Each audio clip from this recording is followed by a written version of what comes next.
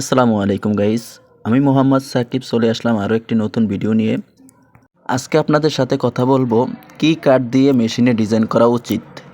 আপনারা অবশ্যই মেহগনি, আকাশমণি, গামারি, সেগুন কাঠ দিয়ে ডিজাইন করার চেষ্টা করবেন, কেননা এই সমস্ত সিরিজটি কাঠ দিয়ে ডিজাইন করলে ডিজাইন এরকম হবে।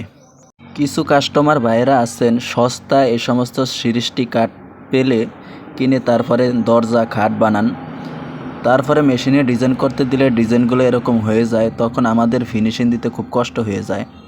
তাই অবশ্যই আপনারা ভালো মানের কাঠ দিয়ে ফার্নিচার বানানোর চেষ্টা করবেন। সিএনজি ডিজাইনার বাইরেও কাস্টমারকে ভালো পরামর্শ দেওয়ার চেষ্টা করবেন, কেননা এই সমস্ত কাঠে ডিজাইনে প্রচুর পরিমাণ আঁশ ওঠে। ফিনিশিং করার পরেও, ঘষা মাজার পরেও কিছু কিছু আঁশ দাঁড়িয়ে থাকে। তাই সবই মিলে ভালো করার চেষ্টা করবেন। সো গাইস, এই ছিল আজকের ভিডিও। সাথে থাকুন, ভিডিওটিতে লাইক দিয়ে সঙ্গে থাকুন এবং চ্যানেলটিকে সাবস্ক্রাইব করে সাথে থাকুন। ধন্যবাদ। আসসালামু আলাইকুম।